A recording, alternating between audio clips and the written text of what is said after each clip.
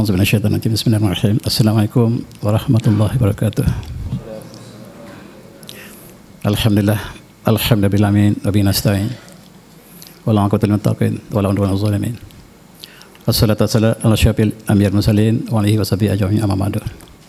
Al-Fadil yang saya muliakan, Tuan Mudir, Tuan Haji Mudir yang saya hormati, para asatizah, para pelajar, para jemaah muslim-muslimat yang dirahmati Allah sekalian. Saya memanjatkan rasa syukur sebab hari ini telah barangkali kali kedua kunjungan saya di sini. Kali pertama, kalau tak silap, saya ceritakan tentang keagungan tamadun Islam Melayu di bumi ini. Tetapi sempena dengan kejatuhan Granada umat Islam di Sepanyol, izinkan saya untuk menceritakan tentang kesan berantai yang akibat daripada kejatuhan Granada. Islam bertapak di Granada selama 800 tahun. Akhirnya kita jatuh.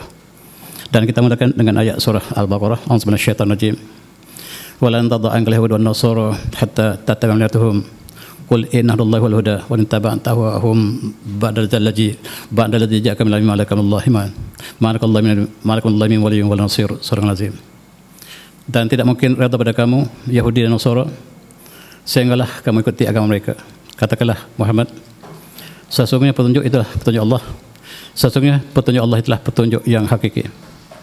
Dan sekiranya dikau mengikuti hawa nafsu mereka selepas datang pada dikau ilmu, maka tidak ada lagi lah perlindungan daripada Allah. Tidak ada pelindung dan tidak ada penolong daripada Allah SWT. Ini menggambarkan kepada kita bahawa dua kumpulan ini, Yahud dan Nasara, tidak mungkin redha pada kita. Dan sejarah inilah yang kita ingin paparkan insyaAllah pada malam ini. Bagaimanakah umat Islam telah bertapak di Andalusia, di Sepanyol sekarang. Jauh kita bincang ini, tetapi dia ada kesan yang sangat langsung dengan negara kita.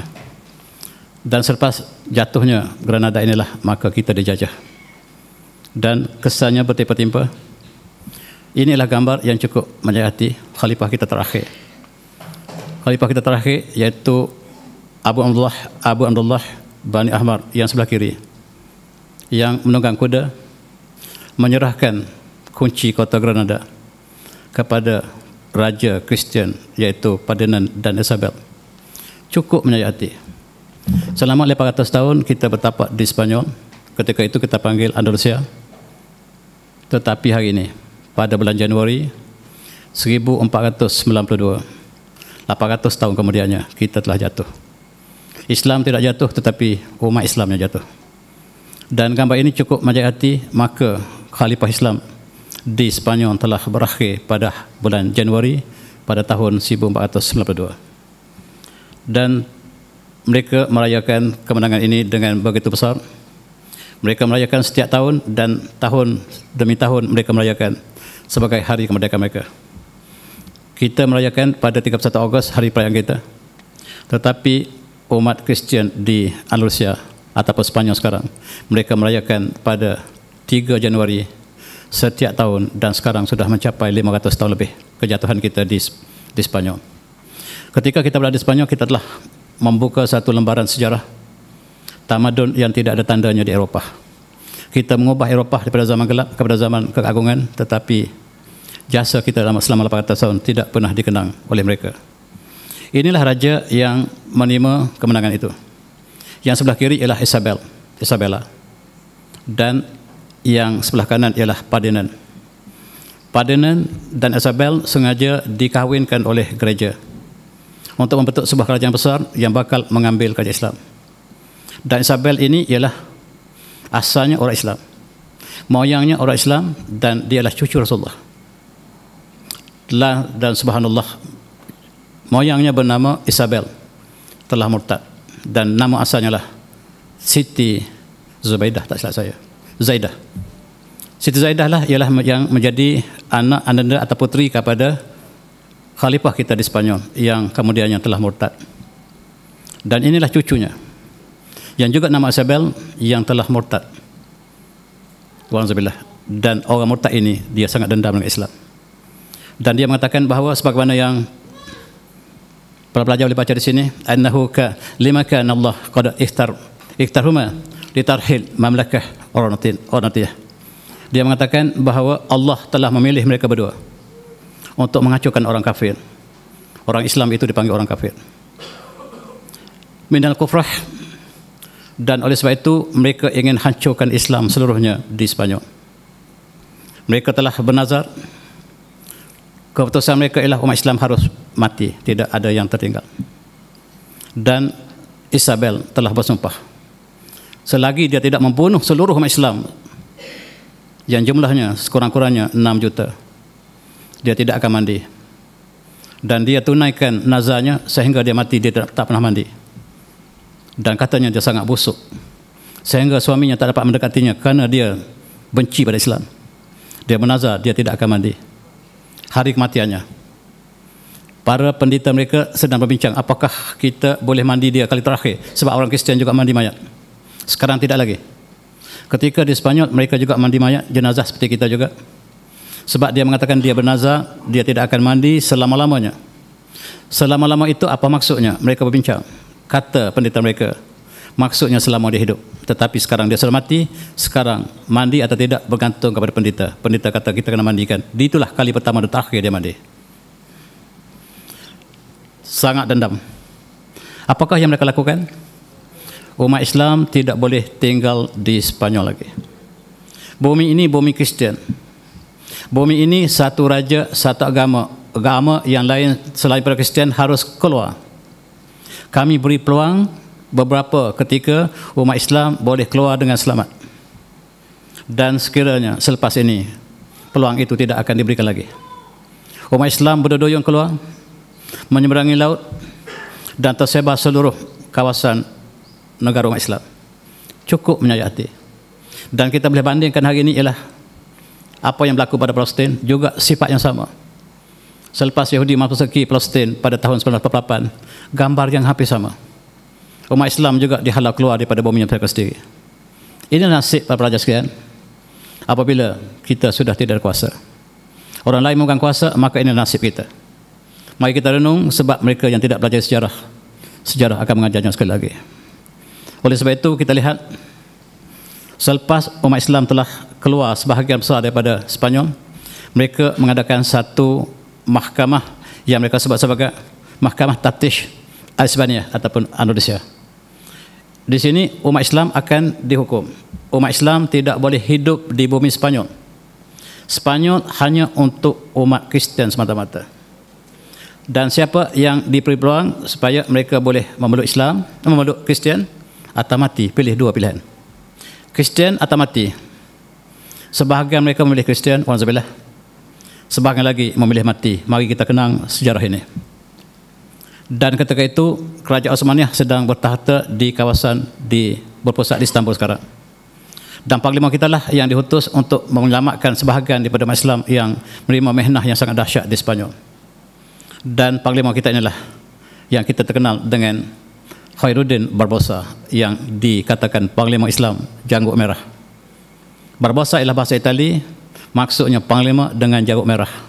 Dan dia menyelamatkan dengan banyak, dan dikatakan dia telah menyelamatkan banyak orang Islam daripada Spanyol. Sekurang-kurangnya 70,000 umat Islam diselamatkan daripada Spanyol. Sebahagian besar dibunuh, dan dengan 36 kapal berulang-alik daripada Osmaniyah menuju ke Andalusia dan membawa sakit-baki umat Islam yang masih dapat diselamatkan. Yang lain dibunuh sepenuhnya. Dan adik-adik, kita tengok juga dalam televisyen kisah Jet Verdi ataupun Jack the Sparrow. Dan dia adalah juga seorang Kristian yang tiba-tiba Allah berikan hidayah padanya. Dia ialah mengucapkan syahadah, dan dia adalah berjuang untuk menolong umat Islam yang terperangkap di dalam penjajahan tersebut. Sampai hari ini digambarkan sebagai lanun. Begitu juga dengan Barbosa, digambarkan sebagai lanun, dan dia adalah seorang panglima yang sangat warak. Dan inilah sejarah yang telah dipasukan dan ditontonkan dalam televisyen, menggambarkan panglima dengan kaki kayu ini. Sebenarnya tidak kaki kayu, dia adalah orang yang sihat. Dan kerana mereka benci kepada panglima yang menolong umat Islam di Spanyol inilah, mereka telah jadikan kisah yang pelbagai untuk menghina Islam dan menggambarkan Islam sebagai lanun. Dan adik-adik, kita lihat begitu juga Jack the Sparrow, yang dia selalu membawa burungnya dan dia menolong umat Islam yang terperangkap. Dan inilah di antara sejarah umat Islam yang malang di Spanyol. Kemudian beberapa tahun kemudian, raja mereka bernama Raja Philip II memberikan arahan kepada setiap pengembara mereka, kamu keluar daripada Spanyol dan mencari kepala umat Islam. Siapa yang membawa kepala umat Islam dibayar dengan uang emas. Dan mereka berebut-rebut keluar daripada Spanyol sampai ke alam Melayu. Bukan mencari rempah, tetapi mencari kepala. Setiap kepala dibayar dengan emas. Dan dikatakan bahawa pengembara mereka berjaya membawa balik ke Spanyol 60,000 kepala, termasuk kepala moyang kita. Setiap kepala diberikan emas yang banyak. Mereka mengatakan Islam tidak boleh hidup di atas muka bumi sebagaimana mereka sebut sekarang. Dan Allah ingatkan kita, walan tada'an al-yahud wan nasara hatta tabi'a millatahum. Mereka tidak akan redha pada kita sehinggalah kita ikuti agama mereka. Dan nasib umat Islam sangat malang. Sebab mereka tidak pernah datang untuk mencari rempah, mereka datang untuk mencari kepala. Mereka sangka bahawa hanya umat Islam yang berada di Spanyol dan di negara Mesir itu saja umat Islam. Dia tidak sangka bahawa di alam Melayu ini semua umat Islam. Dan Raja Spanyol ini mengutuskan tentera mereka untuk membawa kepala daripada alam Melayu. Dan kebetulannya Melaka telah diambil alih oleh Portugis dan mereka mengambil kepala di Filipina. Nasib Filipina sangat malang sehingga pulau yang mengembangkan Islam menjadi pusat Islam yang besar di Manila ini, ataupun yang Manila nama asalnya, telah dimurtadkan 100%, sehingga Manila sekarang, Filipina, menjadi bumi murtad 100%. Ini antara arahan daripada Raja Philip. Dan pulau yang kita sebut Pulau Maharaj ditukar menjadi Pulau Filipina sampai hari ini. Barangkali adik-adik tidak pernah tahu bahawa Filipina nama asalnya lah Pulau Maharaj, dan ditukar menjadi Filipina sampai hari ini, mengambil sempena nama Philip yang kedua yang sangat ganas dalam konteks dalam Islam. Dan selepas itu mereka memberikan uangnya banyak pada siapa yang dapat bawa kepala balik, kepala umat Islam. Kepala umat Islam ada ciri-ciri tertentu, termasuk janggutnya, sebab orang Kristian tidak berjanggut. Oleh sebab itu janggut sudah cukup untuk membuktikan dia seorang Islam. Maka kepala inilah yang dipersembahkan pada rajanya. Rajanya sekarang menggunakan kepala itu untuk membuat istana yang besar. Gereja di Lisbon digunakan daripada kepala umat Islam yang dibawa balik ke Portugal. Dan itu nasib umat Islam apabila kita tidak kuasa. Selama 800 tahun kita bertahta di Spanyol, kita melakukan pemerintahan yang adil saksama, memberikan ruang kepada orang Islam dan bukan Islam. Dan ini terpahat dalam tulisan emas yang dikagumi oleh pengkaji yang sebenarnya. Dan oleh kerana mereka tidak ada ilmu pelajaran, mereka ingin datang ke Madinah. Kenapa mereka ingin datang ke Madinah? Untuk mencuri jasad Rasulullah. Subhanallah. Tugas mereka ialah dihantar Columbus untuk mencari jasad Rasulullah dengan cara apa sekalipun harus dibawa balik ke Vatikan. Kenapa orang Katolik sangat berminat untuk membicarakan? Mereka membicarakan walaupun ditemui seketul tulang, mereka akan bawa ke mahkamah. Dan mereka ingin membawa jasad Rasulullah dibawa kembali ke Vatikan dan dibicarakan. Dan pelayar mereka bernama Columbus tersesat jalan nak pergi ke Madinah sampai ke Bahamas. Dan di Bahamas ini mereka mendakwa, mereka temui benua Amerika bohong. Sebab di situ penuh dengan agama Islam.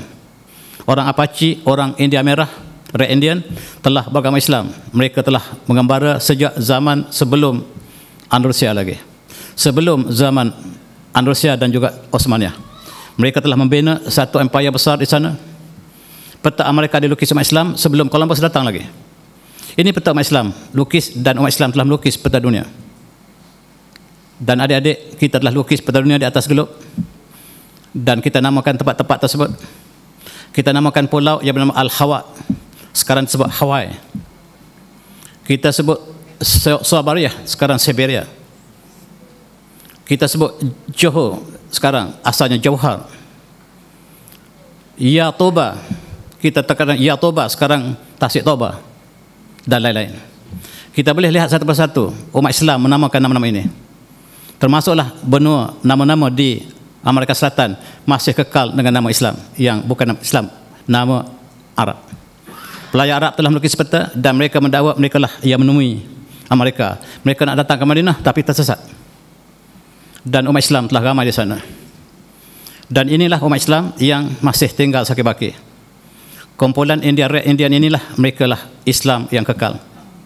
Mereka dibunuh apabila Eropah telah masuk ke Amerika. Mereka membunuh seluruh penduduk asal yang tinggal sakit baki yang sekarang telah dimurtadkan. Nama mereka masih kekal dengan nama-nama Arab. Al Pacino, kalau ada Al depan itu maksudnya orang Arab. Al Gore, maksudnya dia pernah orang Arab. Kalau ada kalimah Al di depan itu maksudnya dia kalimah Arab. Alkohol, alkaline, algae, alkane, semuanya kalimah Arab. Elephant, alfil. Dan kita boleh teris satu persatu istilah yang kita guna sekarang, menunjukkan bahawa kitalah yang mengajak Eropah dalam ilmu ini. Sayang, masyarakat Red Indian telah dimurtadkan. Dan kita lihat 120 juta umat, sebahagian besar umat Islam dibunuh oleh orang Eropah. Mereka mengambil bumi Amerika sebagai bumi mereka. Mereka mendakwa bahawa Amerika adalah bumi yang mereka temui, sedangkan umat Islam lukis peta sejauh lebih awal dari mereka. Pada tahun 800 umat Islam telah berkumpul di sini dan telah membina satu tamadun yang besar sebelum Columbus datang. Dan kita lihat satu sejarah. Bagaimanakah orang Katolik untuk mengambil jasad Rasulullah? Kali pertama ialah kisah mereka menghantar dua wakil mereka dari Vatikan yang katanya asal daripada Morocco, Maghribi, untuk menggali jasad Rasulullah. Kemudian diikuti oleh Alfonso de Albuquerque untuk mencari untuk misi yang sama. Dan dalam misi pertama ini kita lihat Raja Nuruddin Azanki, Mahmud Azanki, Raja Saljuk yang bertapak di Damaskus, bermimpi bertemu Rasulullah sebagaimana diwayatkan pada tahun 557 Hijriah. Maka Rasulullah dalam mimpi itu mengatakan, anqizni min hazain. Dan Rasulullah berkata berkali-kali mengatakan, tolong saya dan selamatkan saya daripada dua orang ini. Rasulullah tunjuk dua orang yang wajahnya, mukanya merah. Dan oleh sebab itu Raja Zanki bangun terkejut dan dia bersolat kembali. Dia bangun, berwuduk dan bersolat kembali. Tiba-tiba dia bermimpi yang sama. Rasulullah katakan, anqizni, selamatkan saya min hazaini, daripada dua orang yang ditunjukkan wajahnya. Dan Raja Zanki tidur sekali lagi, 3 kali berturut-turut dia bertemu dengan Rasulullah. Rasulullah minta dia selamatkan dirinya. Dan selepas mimpi yang ketiga, dia tidak tidur lagi. Dia memanggil Perdana Menterinya Jamaluddin Al-Mausuli. Wahai Memanda, apakah gerangan apa yang saya mimpi tadi? Mimpi Rasulullah adalah mimpi yang benar, wahai tuanku. Dan sekarang saya cadangkan tuanku segera ke Madinah. Ada sesuatu yang tidak kena dengan jasad Rasulullah. Tuanku segera dan jangan maklumkan pada siapa, kita berdua dan saya sediakan satu pasukan untuk kita sama segera ke Madinah. Dan itulah yang saya dapat tampilkan misi tuanku. Mereka segera sampai ke Madinah tanpa ada makluman kepada Gubernur Madinah ketika itu. Gubernur Madinah terperanjat apabila Raja Zanki sampai di Madinah. Sebagian tuan-tuan boleh saya baca. Dan katanya kepada Gubernur, saya datang bukan apa-apa, wahai Gubernur, saya ingin berikan hadiah kepada penduduk Madinah. Saya ingin bersedekah pada seluruh penduduk Madinah dan kumpul penduduk Madinah seluruhnya. Dan pada petang itu Baginda Zanki telah memberikan hadiah, membuatkan jamuan yang besar, dan sambil-sambil dia perhatikan wajah yang dia lihat dalam mimpinya. Tidak ada. Dan dia mengatakan, apakah ada lagi? Hal baqi ahadun lam ya'khudh syai'an min sadaqah? Kata Raja Zaki, apakah ada lagi yang tidak dapat mengambil sedekah yang saya ingin sampaikan ini? Kata mereka, ada lagi. Tidak ada seorang pun, kata penduduk gubernurnya, illa rajulaini maghribain, kecuali 2 orang daripada Maghribi. Dan mereka tidak mengambil sesuatu sebab mereka orang kaya. Mereka ialah orang yang sangat-sangat alim, wara', dan mereka sentiasa bersedekah setiap hari. 2 orang ini sentiasa bertahajud dan sentiasa melawat kubur Baqi' di sebelahnya, dan sentiasa berpuasa, melakukan segala kebaikan, dan mereka tidak perlukan sedekah. Mereka adalah orang kaya.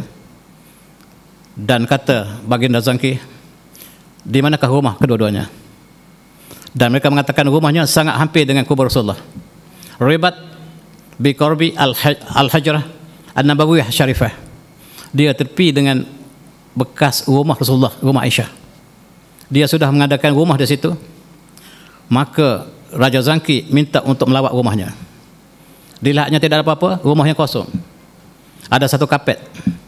Dan bila dibuka kapet, dilihat ada lubang menuju kubur Rasulullah. Maka terjadi dialog antara Raja Nurzukin dengan dua orang tadi.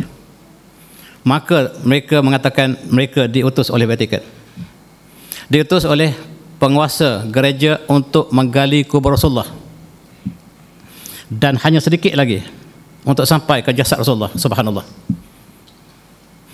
Dan sudah ada kapal yang menunggu di Jeddah untuk membawa jasad Rasulullah ke Vatikan. Dan tuan-tuan boleh baca kisahnya. Maka diberikan hukuman. Selepas dipukul barulah dia menceritakan sebenarnya dia adalah wakil daripada Vatikan untuk menggali kubur Rasulullah dan dibawa kembali ke Vatikan untuk dibicarakan.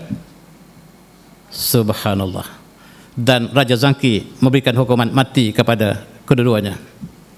Oleh sebab itu Raja Zangki memerintahkan supaya kubur Rasulullah dilingkungi dengan tembaga. Cairan tembaga digali sekeliling kubur Rasulullah sampai hari ini, dan diberikan satu bentuk silinder dikelilingi Rasulullah sebagai gambar ini supaya tidak dapat lagi digali, dan dibuatkan dengan kubah dan ditutup rapat berlapis-lapis demi untuk menjaga jasad baginda Rasulullah yang mulia. Tuan-tuan yang saya hormati, sejak itulah orang kafir tidak dibenarkan datang ke Madinah. Di Mekah memang tidak boleh masuk, tapi Madinah asalnya boleh. Ramai orang kafir berjumpa Rasulullah. Tetapi selepas peristiwa ini, maka Raja Muhammad Zangki mengatakan tidak boleh sebarang orang kafir masuk ke Madinah. Mekah dan Madinah tidak, kedua-duanya tidak boleh dimasuki oleh orang bukan Islam. Hari ini tuan-tuan, di bawah kerajaan Arab Saudi yang baru, kalau kita pergi ke Madinah, lil muslimin faqat, hanya untuk orang Islam saja masuk ke Madinah. Li ghairil muslimin adalah melencong ke kanan masuk ke kawasan lain. Tetapi hari ini tanda lil muslimin faqat telah dibuang. Dan sekarang orang bukan Islam boleh masuk ke Madinah dengan bebas. Sekiranya tuan-tuan yang ada peluang ataupun yang dipanggil Allah untuk ibadah haji hari ini, untuk tahun ini, jangan heran kalau kita melihat orang yang pakai seluar pendek di kawasan Madinah. Mereka telah masuk ke Madinah, bahkan mereka sudah masuk ke Mekah. Dan pada hari Raja Haji lepas, pada hari Haji ketika kita sedang berkhutbah, sedang wukuf di Arafah, mereka berkeliaran di Mekah. Dan ini satu permainan yang baru yang tidak pernah berlaku sebelum ini. Dan oleh sebab itu Madinah ditutupi kubur Rasulullah dengan sempurna dan disealkan supaya tidak ada kejadian yang kedua. Maka selepas peristiwa ini pertama ia tidak berjaya. Selepas kejatuhan umat Islam di Granada, sekali lagi mereka memberikan tugas ini untuk mengambil, mencuri, mengambil dan secara paksa. Mereka mengata siri-siri pelajaran mereka bukan untuk jerpah tetapi untuk menggali jasad Rasulullah. Dan siri-siri perjalanan ini diteruskan, dimulakan daripada Lisbon, akhirnya sampai ke Afrika Selatan, Afrika, dan mereka terus pergi ke Madinah. Tetapi ada satu peristiwa yang menghalang mereka masuk ke Madinah, yaitu armada Osmaniyah yang sedang berjaga di Laut Merah. Mereka tidak dapat masuk ke Madinah. Tujuan mereka bukan untuk ke Melaka tetapi untuk ke Madinah. Tetapi apabila disekat di Laut Merah, mereka mengelencong hara ke arah India dan alam Melayu. Dendam kesumat mereka kepada umat Islam dilepaskan di Melaka dan di Filipina. Mereka menghancurkan umat Islam. Dan ketika itu kita sudah berpecah, kekuatan kita tidak ada, kita dijajah satu persatu. Dan inilah mereka berlayar. Selepas daripada Tanjung Pengharapan, mereka telah masuk ke kawasan timur, dan sepanjang perjalanan mereka telah menghancurkan masjid. Dendam kesumat mereka pada Islam tidak pernah padam sampai hari ini. Dan adik-adik, raja mereka yang bernama Animal II Portugal yang telah terpisah daripada Spanyol telah mengutus siri-siri pelayaran supaya segera mengambil jasad Rasulullah SAW untuk dibawa ke Vatikan secepat mungkin.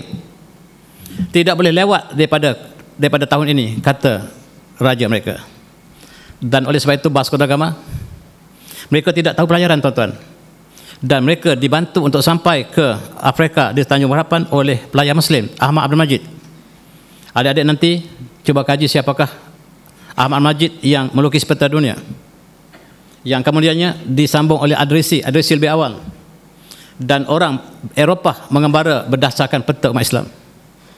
Satu masa dulu kita di atas, mereka di bawah. Hari ini kita di bawah, mereka di atas. Roda sentiasa berputar, sekali ke atas, sekali ke bawah. Dan masa dulu kita di atas, tetapi apabila kita kalah di Spanyol, kita di bawah. Dan mereka apabila terlepas daripada Tanjung Harapan, mereka menyekat setiap kapal haji. Mereka membunuh umat Islam sekali lagi. Dan cukup malang kita lihat satu kapal daripada alam Melayu, barangkali orang Jawa, barangkali orang Sulawesi, barangkali orang Filipina, disekat oleh Vasco da Gama, dibunuh seluruhnya, dan harta mereka dirampas, kapal mereka dibakar. Maka syahidlah umat Islam yang sedang menuju ke Mekah. Gambar-gambar ini ialah gambar yang barangkali tidak pernah disiarkan. Dan dalam sejarah tersebut, mereka telah membakar kapal yang membawa 700 jemaah haji yang sedang dalam perjalanan ke Mekah. Mereka nak masuk Madinah tidak boleh, sebab armada tentera Osmaniyah sedang berjaga di Laut Merah. Mereka melencong dan mereka temui jemaah haji daripada timur, dan kita jangka daripada alam Melayu. Dibunuh 700 orang moyang kita. Dan dalam perjalanan itu mereka meruntuhkan 300 masjid, dan mereka membunuh laki dan wanita dan mengambil kepalanya untuk mendapat harga emas yang ditawarkan oleh raja mereka. Mereka tak pernah datang untuk cari rempah, mereka tak pernah makan rempah. Makan karipak pun pedas. It's very hot, dia kata, makan karipak kita. Tiba-tiba dia ajar bahawa dia datang dan cari rempah. Inilah penyelewengan sejarah dalam negara kita. Sebab sejarah mereka yang tulis. Kita kalah ketika itu, mereka yang menulis sejarah. Dan siri kedua ialah Al-Bukak. Tujuannya sekali ini harus digali kubur Rasulullah segera. Dan tugasnya ialah untuk terus ke Madinah, masuk ke Laut Arab dan masuk ke Jeddah, terus masuk ke Madinah, gali kubur Rasulullah apa cara sekalipun.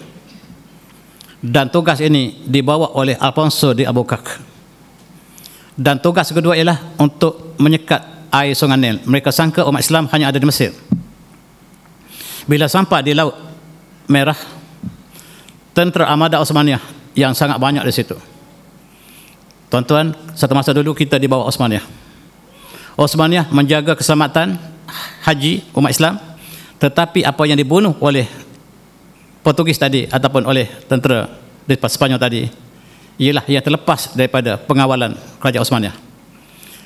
Oleh kerana Laut Arab tidak boleh dimasuki oleh tentera daripada Portugal, mereka melencong ke India. Mereka bukan untuk pergi ke India.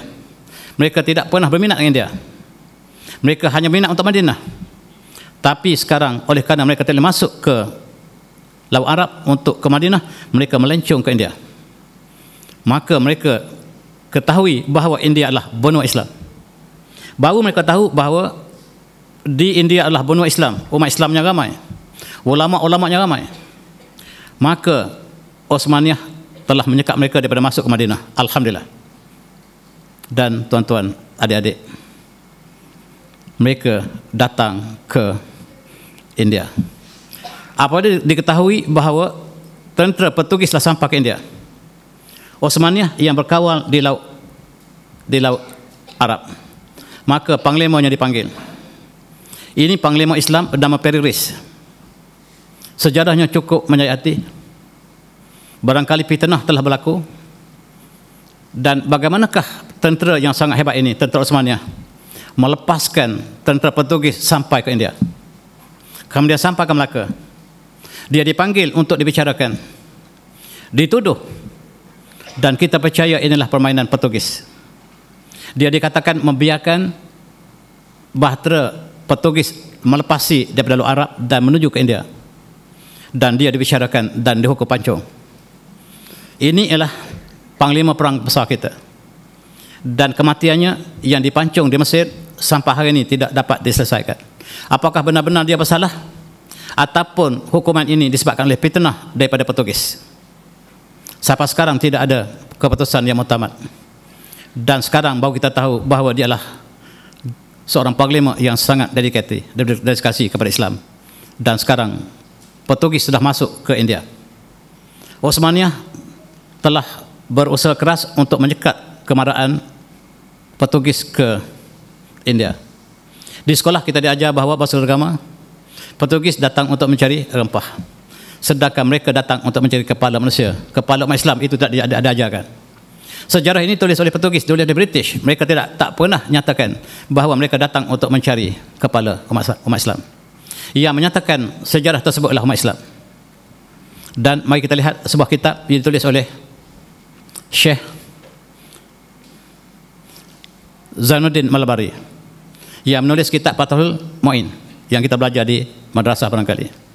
Dia adalah murid Ibn Hajar Al-Asqalani, dan dia menceritakan bagaimanakah dalam kitabnya Tuhfah Al-Mujahidin, dan boleh kita baca sekarang, asalnya dalam manuskrip. Cukup menyayat hati apabila Portugis sampai ke India, dan ketika itulah umat Islam telah berpecah belah. Dan India sampai ke India, mula-mula sekali mereka membakar seluruh masjid yang ada di India. Di Kerala dan di Malabar ialah bumi Islam yang sangat kental, ditawan oleh Portugis. Umat Islam sangka mereka datang dan memberikan tempat di pelabuhan. Rupa-rupanya mereka datang untuk menghancurkan Islam. Al-Quran dibakar di India, di pelabuhan Malabar. Dan umat haji Islam untuk pergi ke jemaah haji tidak dibenarkan lagi. Mereka paksa untuk orang Islam memeluk Kristian, menyembah salib, dan untuk menghina Rasulullah. Sebab mereka datang ialah kerana untuk menggali kubur Rasulullah. Tetapi mereka tidak berjaya dan mereka sangat dendam. Dan mereka jadikan wanita sebagai hamba, dijual dan diperkosa wanita kita. Catatan yang dicatatkan oleh Syekh kita menunjukkan penyakit sifilis pertama yang disebarkan di Asia datang daripada tentera Portugis. Penyakit sifilis pertama di Asia ialah disebarkan oleh tentera Portugis. Dan kita boleh lihat mereka menawan umat Islam, membunuh mereka dan menukar mereka menjadi Kristian, dan mencari tali barut mereka di India. Sebahagian umat Islam diberikan upah yang besar dan mereka bersama Portugis untuk menghancurkan Islam sendiri. Dan ini dinyatakan secara jelas oleh tokoh kita Syekh Zainuddin Al-Malabari, dan tuan-tuan boleh baca, adik-adik juga boleh baca, tapi dengan syarat bahasa Arabnya baik. Oleh sebab itu kita lihat bagaimanakah yang sebelah kiri menceritakan dengan detik yang sangat-sangat menyayat hati. Umat Islam diperkosa dan sekarang telah diterjemahkan dalam bahasa Inggeris. Boleh kita baca dalam bahasa Inggeris. Tuhfah Al-Mujahidin ini sangat-sangat menyentuh hati. Saya baca berkali-kali dan ini sangat menyentuh hati kita. Bagaimanakah apabila Islam kalah, mereka telah menjadikan Islam sebagai target mereka yang tidak ada kesudahannya. Akhirnya mereka sampai ke Melaka. Di Melaka mereka cuba lakukan sebagaimana di India. Di India mereka terus membunuh. Tetapi di Melaka ada pasukan tentera yang hebat. Maka mereka menggunakan plan B. Plan A sampai ke pantai, bunuh semua Islam, hancurkan masjid. Plan B, kita berpura-pura untuk berniaga. Mereka isikan kapal mereka penuh dengan rempah. Baru timbul rempah. Mereka bertemu dengan sultan kita, "Wahai tuanku, kami orang daripada jauh datang untuk berniaga dengan negara tuanku yang sangat kaya raya. Sudilah apa kira tuanku berikan ruang kami untuk berniaga di sini." Sebenarnya mereka sedang mencari proksi. Dan proksi inilah yang menjatuhkan kerajaan Melaka. Kita lihat bagaimanakah kerajaan Umayyah, kerajaan Abbasiyah, Seljuk Turki, Osmaniyah, Mogol, Melaka ialah sanak yang sama. Kerajaan Melaka adalah sanak yang sama, yang kemudian Portugis mengetahui bahawa di Melaka, mereka sebut Melaka, dalam sejarah Portugis mereka sebut Melaka. Melaka itu dinamakan oleh orang Islam. Melaka ialah tempat pertemuan, bukan pokok Melaka. Pokok Melaka tak ada berguna dengan sejarah kita. Dan Portugis menyebut Melaka, umat Islam menulis Melaka, orang Belanda sebut Melaka, orang Melaka sebut Melaka. Tuan-tuan, nama itu ada entiti. Dalam Melaka ini menunjukkan bahawa Islam telah bertapak di Melaka. Kita teruskan.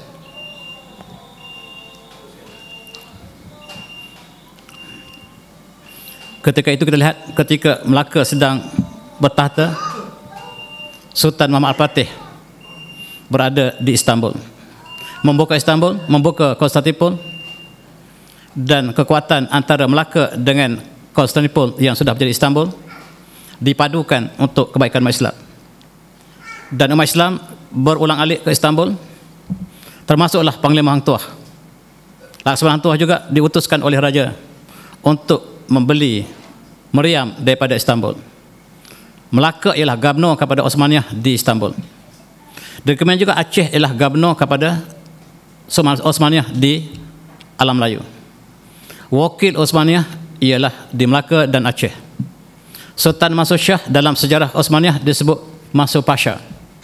Maksudnya lah gubernur kerajaan Osmaniyah di Alam Melayu, Sultan Mansur Shah, yang kemudiannya menyediakan bahtera yang besar di dunia. Ini bahtera Sultan Mansur Shah yang digunakan untuk haji dan terus ke Istanbul melalui, bukan daripada Tanjung Pengharapan, tetapi mereka berlabuh di kawasan Laut Merah dan meneruskan perjalanan ke Istanbul. Ini kapalnya sangat besar yang boleh memuati gajah sebagaimana yang disebut di sini. Dibina oleh Sultan Mansur dan mengutus Hang Tuah untuk bertemu dengan Sultan Ahmad Fatih, membeli senjata untuk pertahanan Melaka. Dan inilah yang cukup hebat, tuan-tuan. Kita lihat, dan Melaka ketika itu terkenal dengan negara Islam, melaksanakan hukum Islam yang sangat padu dalam Qanun Melaka, dan melaksanakan hukum harabah dalam konteks Undang-Undang Laut Melaka. Di antara pasal-pasal yang penting ialah qisas. Qisas mana bunuh dibalas bunuh. Hukum berzina, muhsan, terdapat hukum yang dijelaskan dalam Al-Quran. Mencuri, potong tangan dilaksanakan di Melaka. Hukum murtad ialah mati. Ekonomi riba diharamkan. Maka Melaka telah muncul sebagai negara di sebelah timur yang paling aman. Islam memberikan syariah, menyediakan syariah yang untuk kebaikan seluruh masyarakat, termasuklah Islam dan Islam. Dan Melaka sangat aman, tenteram. Sekarang Portugis telah masuk.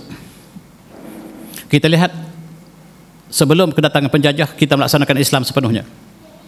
Di Melaka kita ada hukum Qanun Melaka, kita ada hukum Laut Melaka, sebahagianlah hukum ta'zir, sebahagian hukum yang jelas Al-Quran. Kemudian dibawa ke Pahang ketika Sultan Abdul Ghafur, kita laksanakan Islam di Pahang. Hukum hudud laksanakan di Pahang. Dibawa ke Kedah ketika Sultan Muhammad Jiwa. Ketika Sultan Muhammad Jiwa dilaksanakan Islam, dilaksanakan hukum Islam di Kedah.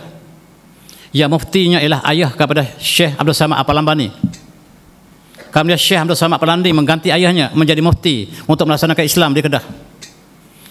Syekh Abdul Samad Al-Palambani bukan orang Palembang, dia orang Kedah, walaupun namanya Palembani sebab ayahnya asal daripada Palembang. Dan dia telah gugur syahid di selatan Siam. Kuburnya terbiar dalam kebun getah. Dan itulah kekuatan Islam satu masa dulu. Akhir sekali dibawa ke Perak. Perak juga melaksanakan hukum Islam. Dan sebelum British datang ke sini, kita sudah ada land of the law, law of the land. Kita sudah ada hukum Islam sebagai undang-undang bertapak di negara kita. Bila British datang, mereka mengatakan kita tidak ada sebarang undang-undang. Maka untuk kita merdeka umumnya, kita harus mengambil undang-undang Kristian common law sampai hari ini. Dan mereka mengatakan kita tidak pernah ada undang-undang bertulis.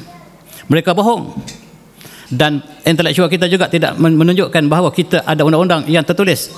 Undang Qanun Melaka, Laut Melaka, Pahang, Kedah, Perak telah ada undang-undang bertulis. Kita ada Perlembagaan Negeri Johor, Undang-Undang Tubuh Negeri Johor, kita ada Undang-Undang Tubuh Negeri Terengganu, dan mereka mengatakan kita tidak sebarang undang-undang untuk merdeka. Maka harus kita menerima syarat-syarat yang tidak munasabah.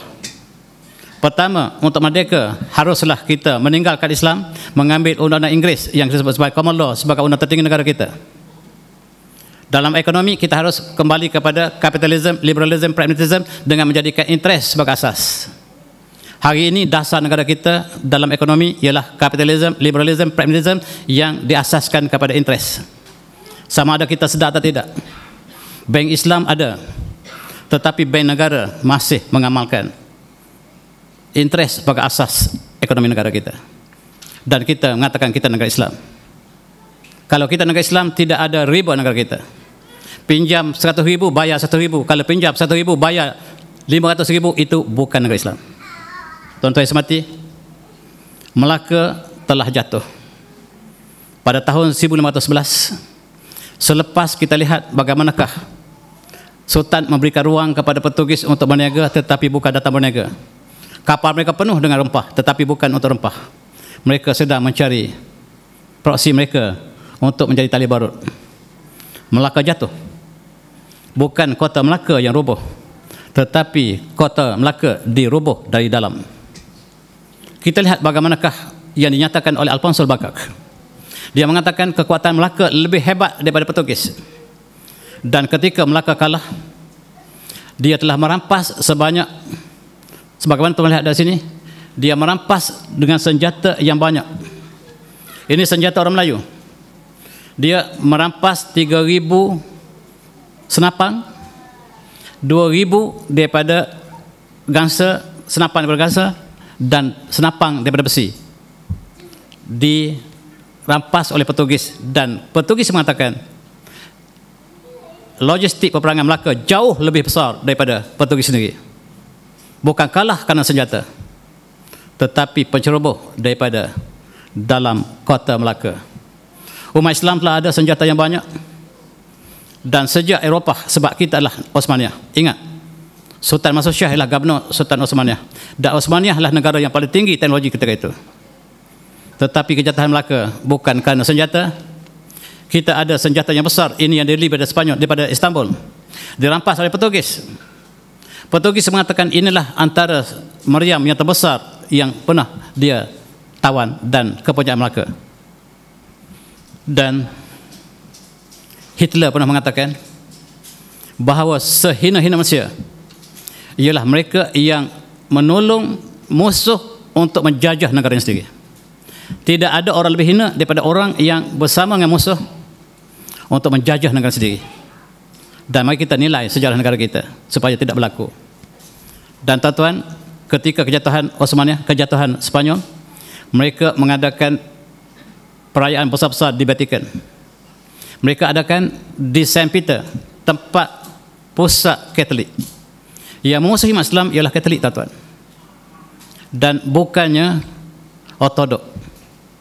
Ortodok tidak pernah berperang dengan kita, tak silap saya. Yang kita sentiasa berperang ialah Katolik yang berpusat di Vatikan, dan mereka telah merayakan di seluruh dunia. Ketika kejatuhan Granada, seluruh dunia merayakannya, tuan-tuan. Dan Portugis sangat takut pada Khalifah Osmaniyah yang masih ada ketika itu, dan mereka mencari tali barut mereka.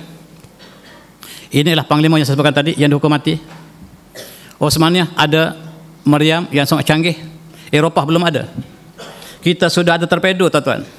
Torpedo kita ada ketika Portugis belum ada sebarang teknologi. Tetapi ini tidak dinyatakan dalam sejarah mereka. Sejarah yang tulis oleh orang Melayu sendiri mengatakan orang Melayu perangan keris, bohong. Sedangkan Portugis mengatakan yang kami rampas ialah meriam yang sangat besar, dan yang kami rampas ialah ribuan senapang yang digunakan oleh orang Melaka. Melaka tidak jatuh kerana logistik, tetapi kerana pengkhianatan daripada dalam. Inilah torpedo kita yang direka oleh masa Osmaniyah. Pada tahun 1633 kita sudah ada torpedo, Eropah belum ada. Kita sudah ada kapal selam, mereka belum ada. Kita sudah ada robot, mereka belum ada. Tetapi tuan-tuan, masa telah berlalu, sekali ke atas, sekali ke bawah. Roda telah berputar, sekali ke atas, ke bawah. Sekarang kita di bawah, mereka di atas. Dulu kita di atas, mereka di bawah. Dan jangan kita takut bila kita berada di bawah, sebab roda akan berputar, dan sebaik saja roda putar, kita akan naik dan mereka akan jatuh. Dan kita lihat bagaimanakah Aceh juga ditolong oleh Osmania sebagai gubernurnya, dan kita sentiasa menentang Portugis, menentang musuh kita, dibantu oleh Osmania. Satu lagi episod yang tidak nyatakan dalam sejarah negara kita. Dan adik-adik, bila Kota Melaka telah jatuh, Osmania telah menghantarkan tentera banyak. Mereka berjuang di setiap pelosok alam Melayu, dan mereka gugur di Aceh, mereka gugur di Patani, mereka gugur di Kalimantan, mereka gugur di seluruh tempat. Dan kalau kita pergi ke Aceh, kita pergi ke Patani, kubur panglima Osmania masih kita lihat dengan banyaknya. Kita sebagai satu jasad, tidak pernah dipisahkan oleh geografi. Dan ketika pakatan antara Jawa dan juga Aceh, Osmania untuk mengepung Portugis di Melaka, dan Melaka sudah hampir kalah. Tetapi ada pengkhianat daripada bawah sekali, tuan-tuan lihat. Pengkhianat datang daripada kerajaan Riau, Johor, Lingga, yang menolong Portugis, dan Portugis dapat bernapas. Ketika itu Portugis sudah hampir kalah. Tetapi orang Johor memberikan makanan dan dihantar daripada daratan, sebab laut telah terkepung, Portugis sudah hampir mati. Tetapi Johor yang memberikan bantuan kepada Portugis, dan Portugis sempat minta bantuan daripada India, dan kita kalah kembali. Mari kita pelajari sejarah ini. Dan orang tua berpantun, kalau roboh Kota Melaka, papan di Jawa hamba dirikan. Dan memang Melaka ada kota yang sangat kukuh. Dan bila jatuh Kota Melaka, Kerajaan Demak di Jawa didirikan dengan papan. Kerajaan Demak tidak sehebat Melaka, dan diasaskan oleh Raden Patah yang bentuk sebuah kerajaan Islam di Jawa. Kemudian dibantu oleh kerajaan-kerajaan lain yang sama-sama bersatu untuk menghancurkan Portugis, tetapi petualang daripada bangsa Melayu sendiri. Bangsa ini bangsa pengkhianat. Sejarah membuktikan bahawa bangsa ini bangsa pengkhianat. Bangsa kita, tuan-tuan, mari kita ambil pelajaran ini. Dan kerajaan yang bertapak di Jawa, kerajaan yang bertapak di Sulu, yang bertapak di Banjarmasin, Brunei, Pagaruyung, Cirebon bersatu untuk mengalahkan Portugis di Melaka, tetapi sentiasa ada pengkhianat yang bersama dengan musuh Allah. Mari kita ambil iktibar. Dan diteruskan perjuangan oleh pengganti-pengganti kerajaan Demak, termasuklah Adipati Yunus, dan kerajaan Cirebon yang kemudian datang kemudiannya, kerajaan Mataram, tetapi tidak cukup untuk menjatuhkan Portugis. Perjuangan diteruskan. Mereka meneruskan ke Maluku, mereka teruskan ke Ternate. Ternate jatuh kepada Portugis. Maluku asalnya nama Al-Mulku yang telah jatuh kepada Portugis. Pada tahun 1570, satu demi satu bumi Melayu jatuh ke tangan penjajah, dan di sebalik daripada penjajah itu ada orang Melayu yang menjadi pengkhianat. Dan patung Alfonso de Albuquerque diabadikan di Lisbon. Tuan-tuan melawat Portugal dan dapat taksirkan mereka jadikan Alfonso de Albuquerque yang menjatuhkan Melaka sebagai hero utama mereka. Mari kita kembali kepada Maharaj. Pulau Maharaj inilah pulau Islam. Dan Maharaj ini kemudiannya apabila Spanyol datang, mereka membunuh seluruh umat Islam di Pulau Maharaj. Mereka tukar nama menjadi Filipina sampai hari ini. Dan orang Melayu tak pernah tahu bahawa bumi Islam yang bernama Maharaj ini sebuah bumi yang sangat kental dengan Islam. Pusat mereka lah ia Manila, yang sekarang kita panggil Manila. Manila ialah kota murtad 100%. Dan cukup malang kalau kita melawat Manila, tuan-tuan. Di situlah bertapaknya Islam begitu lama, tetapi sayang telah dihancurkan oleh Spanyol sebagaimana mereka menghancurkan Islam di Granada. Dan kita lihat perjuangan-perjuangan kita yang terkenal yang bernama Labu-Labu sangat ditakuti oleh Magellan. Magellan datang untuk menghancurkan Islam, dan yang menolong Magellan di Melaka ialah orang Melayu. Dan Jose Rizal, pahlawan Filipina itu, moyangnya lah yang menjadi penolong kepada Magellan untuk menghancurkan Islam. Dan di sinilah kita lihat panglima-panglima kita bangkit, labu-labu menjadi hero kita untuk membunuh Magellan. Magellan sampai di Filipina dibunuh oleh pejuang Melayu kita. Dan dia tidak pernah mengelilingi dunia. Dan diisytiharkan Magellan orang pertama mengelilingi dunia, bohong. Dan inilah sejarah yang dibohongi. Dan kita lihat bagaimanakah Manila yang asalnya ia Manila telah bertukar menjadi Manila, dan kita melihat satu persatu bumi kita jatuh pada penjajahan. Mereka berkumpul di Mindanao sekarang selepas mereka disembelih di Luzon. Dan inilah nasib umat Islam. Dan di Filipina ada Raja Melayu yang telah terpengaruh dengan Kristian dan meluk Kristian, cukup malang. Ada Raja Melayu yang meluk Kristian. Filipina yang asalnya Maharashtra telah bertukar menjadi negara Kristian sampai hari ini.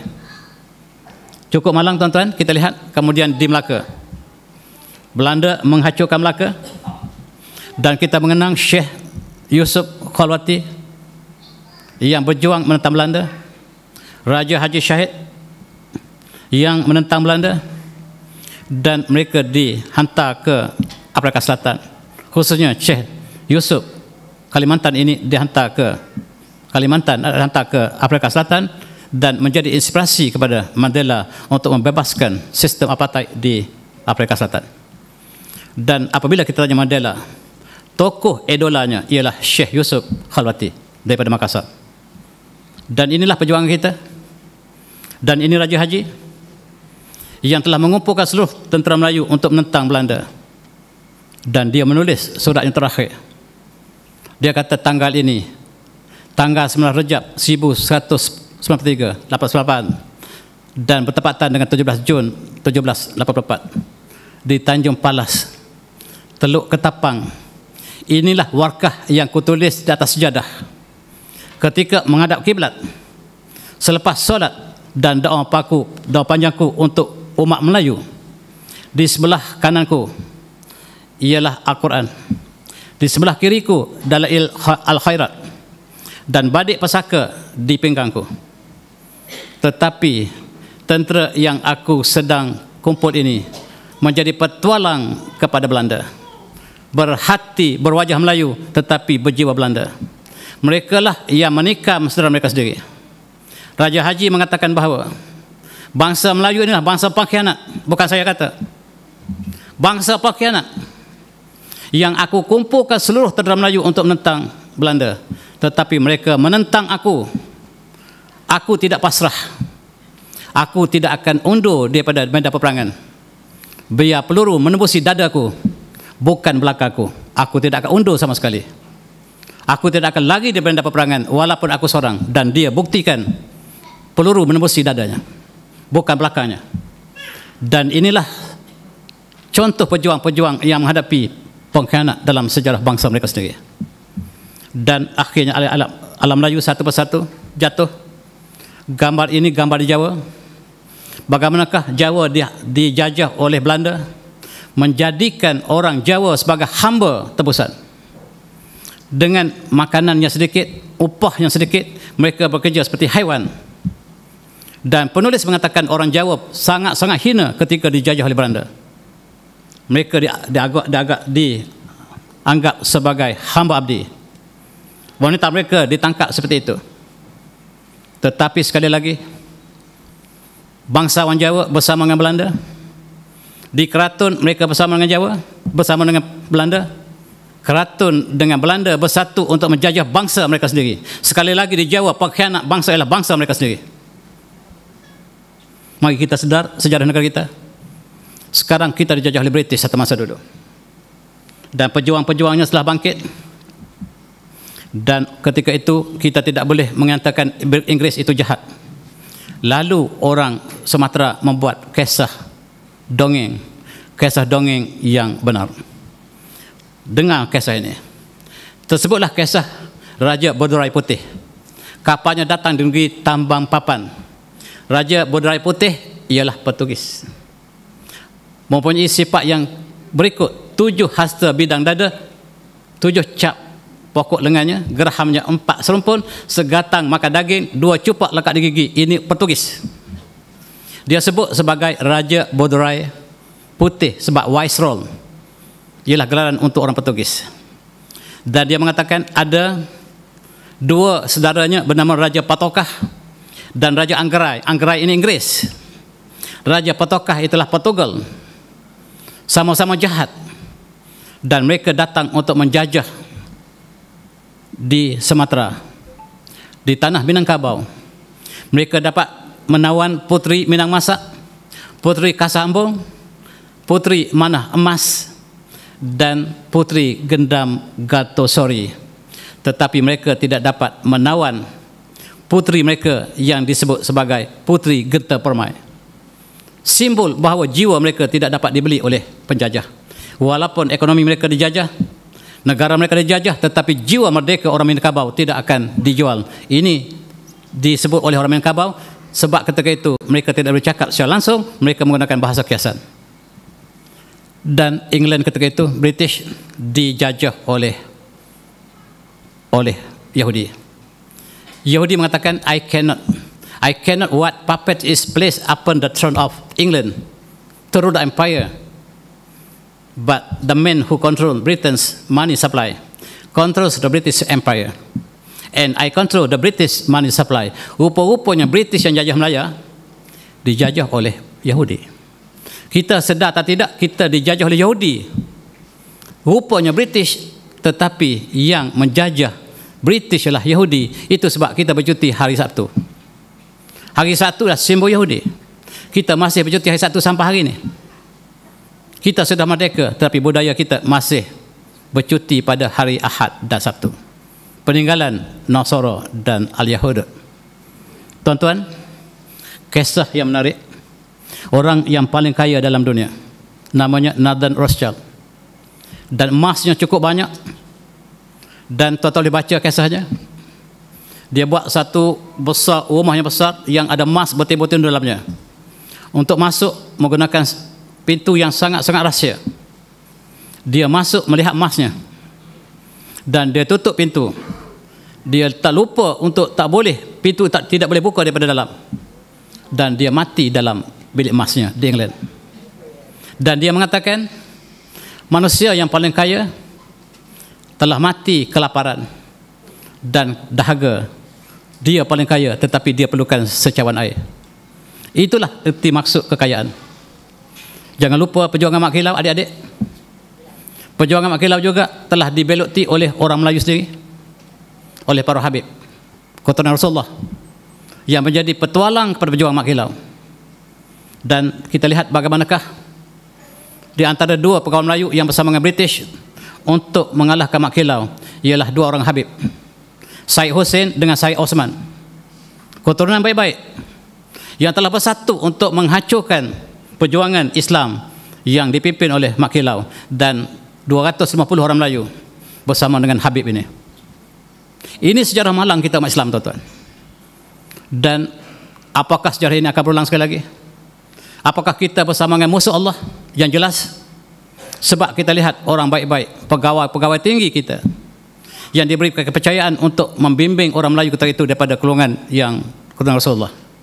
Tetapi mereka bersama dengan penjajah untuk menghancurkan perjuangan Mak Kilau. Marilah kita ambil iktibar. Ketika kita dijajah, moyang kita menjadi tentera British. Ini petualang kepada perjuangan Islam. Barangkali yang tabik pada British inilah moyang kita sendiri. Dan mari kita pelajari sejarah ini. Dan kita lihat Osmaniyah yang besar telah hancur disebabkan pakatan daripada Yahudi dan Nasara. Pakatan daripada Perdana Menteri British yang bernama David Lloyd George dan pemimpin Zionis sebelah kanan bersatu untuk menghancurkan Osmaniyah dalam kurun yang ke-19. Mereka berpakat membentuk Perang Dunia Pertama. Perang pertama seluruh dunia bersatu untuk menghancurkan Osmaniyah. Bendera bola bintang Osmaniyah. Ketika mereka sudah bersatu untuk menghancurkan Osmaniyah, tiba-tiba Jerman bersama dengan Islam. Satu-satunya negara bukan Islam yang menolong Islam ialah Jerman. Itu sebab tuan-tuan sangat benci pada Jerman. Sebab tuan-tuan membaca sejarah British.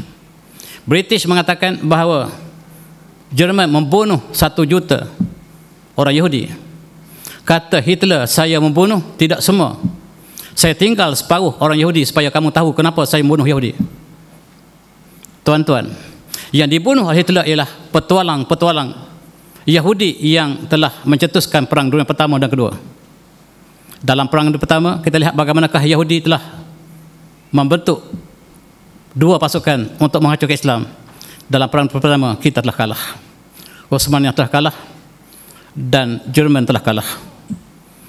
Perang dunia pertama, kita telah kalah, dan nasib kita bila apabila Osman kalah, maka seluruh negara Islam telah jatuh. Turki, Syria, Iraq, Iran, Mesir, Sudan, Libya, Tunisia, Algeria, Morocco jatuh serentak. Jatuhnya khalifah kita terakhir, Osmania. Seluruh negara Islam jatuh serentak. Di alam Melayu jatuh serentak. Tidak ada satu negara Islam yang masih bebas, merdeka, tetapi dijajah seluruhnya. Malaya dijajah oleh British, Sumatera dijajah oleh Belanda, Filipina dijajah oleh Belanda, oleh Spanyol, Laos dan juga dijajah oleh Perancis, Kamboja dijajah oleh Perancis, Vietnam campa dijajah oleh Perancis, dan tidak ada satu pun negara Islam yang tidak dijajah. Dan benarlah apa yang disebut oleh Rasulullah dalam satu hadis yang mulia. Kita dimakan oleh tentera azab. Kita seperti makanan yang menjadi hidangan pada mereka. Dan dalam hadis ini Rasulullah bersabda, yushak an tada'a alaikum al-umam min kulli ufuq. Dan hampir-hampir kamu akan dikerumuni oleh umat daripada seluruh dunia, daripada seluruh ufuk. Kama tada'a al-akalah ila qasanatiha, sebagaimana mereka sedang menjamu selera di medan, di atas meja makan. Qila, Rasulullah ditanya, ya Rasulullah, famin qillata yaumaizin, apakah hari itu kita bilangan kita sangat sedikit? Qala la, Rasulullah kata tidak. Walakinnakum wasaun kawasil atsail, tetapi hari itu kamu banyak seperti buih yang tidak ada kekuatan. Ya jalluhan fi qulubikum wa yanza'ar rubu min qulubi anwikum, dalam kalbu kamu dicabut tentang kamu telah diserang oleh penyakit wahan, dan perasaan takut musuh kamu telah dicabut daripada hati kalbu musuh kamu. Lihubukum ad-dunya wa akrahatikum al-maut, sebab kamu cinta dunia dan benci kematian, maka kamu akan dimakan oleh musuh kamu, dan kamu akan dimakan, diratah oleh mereka. Benar-benar berlaku, tuan-tuan. Umat Islam diratah seluruhnya. Tidak ada satu negara Islam yang tidak diratah. Dan setiap negara Islam, sama ada di Timur Tengah ataupun di Asia Tenggara ataupun India, Pakistan, semua diratah oleh tentera azab moden yang dipimpin oleh British, Perancis, Amerika, Spanyol, Itali dan seluruh negara Eropah bersatu untuk makan kita, sebagaimana yang digambarkan dalam gambar ini. Benar-benar kita dimakan. Dan adik-adik depan saya, isilah di dada kita dengan ilmu yang sepenuhnya. Sebab kita berjuang bukan dengan tenaga semata-mata, tetapi isilah dengan kekuatan iman, takwa dan tawakalah. Dan kemenangan bukan urusan kita. Urusan kita adalah berjuang. Kemenangan ialah urusan ilahi. Jangan kecewa apabila kita kalah, sebab tugas kita hanyalah berjuang. Dengan kata itu, nasihat saya pada adik-adik, jangan kecewa kalau kita kalah, sebab kemenangan ialah bukan urusan kita, urusan Allah. Dengan kata itu saya minta maaf banyak kalau saya terlalu panjang, dan saya sudahi dengan wabillahi taufiq. Assalamualaikum warahmatullahi wabarakatuh. Tasbih. Assalamualaikum.